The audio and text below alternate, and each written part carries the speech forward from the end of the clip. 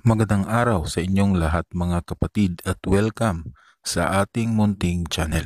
Sa video ito mga kapatid ay mayroon na naman akong ituturo sa inyong isa na namang karunungan. At ang karunungan pong ito ay magagamit po ninyo upang mapasuko ang isang tao na mayroong napakatigas na kalooban.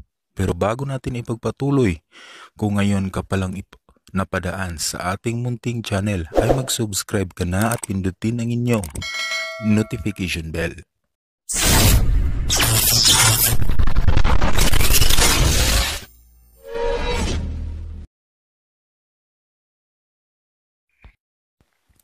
Ang karunungan pong ito, mga kapatid, ay inyo pong magagamit sa mga taong mayroong matigas na kalooban, sa mga taong mayroong galit sa inyo, sa mga taong matapobre, sa mga taong tsismosa at tsismoso, na ikaw lang po ang kanilang laging binabantayan.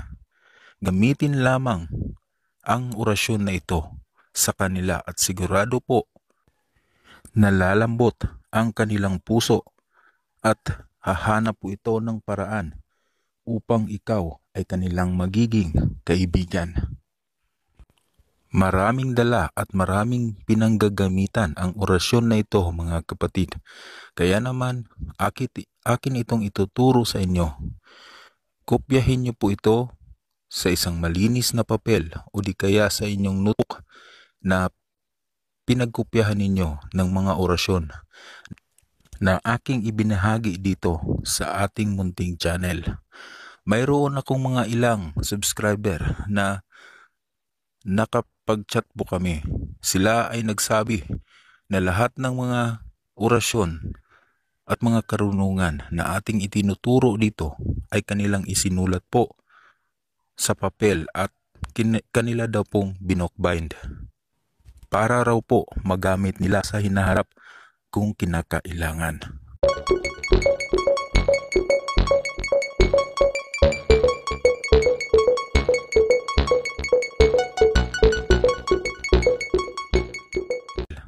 Ay wag na wag po ninyong kalimutan itong konsagrahin, buhayin at saka bendisyonan po ninyo.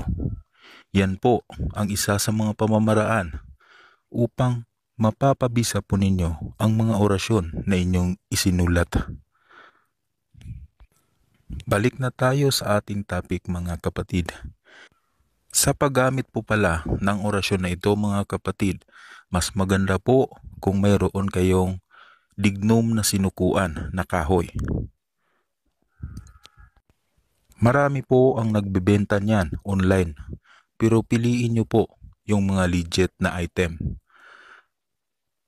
Kung wala naman po kayong sinukuan na dignum o dignum na sinukuan, ay maaari naman po na itong orasyon na lang ang inyong gagamitin.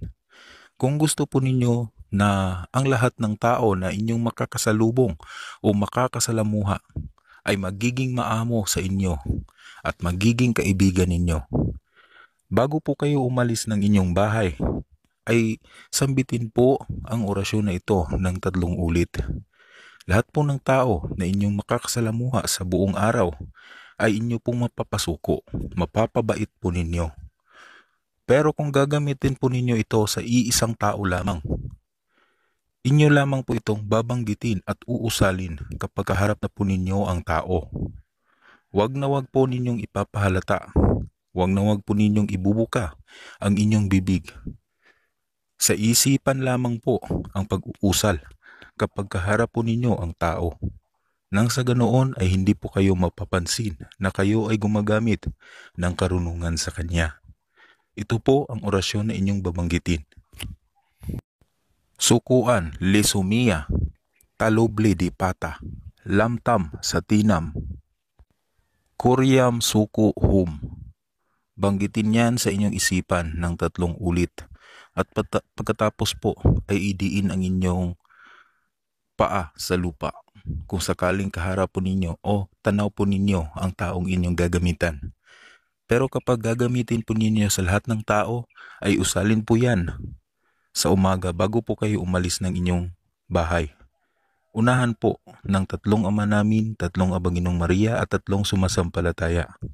Pero kung gagamitan po ninyo sa isang tao, ay diretso na po ang paggamit ninyo sa orasyon yan. Mabisang mabisa po ang orasyon na ito mga kapatid, kaya naman po, ingatan po ninyo ito sapagkat ito ay sagrado. Marami pong salamat sa inyong walang sawang suporta mga kapatid. Keep on sharing po sa ating mga video at God bless inyong lahat. Ingat po kayo palagi.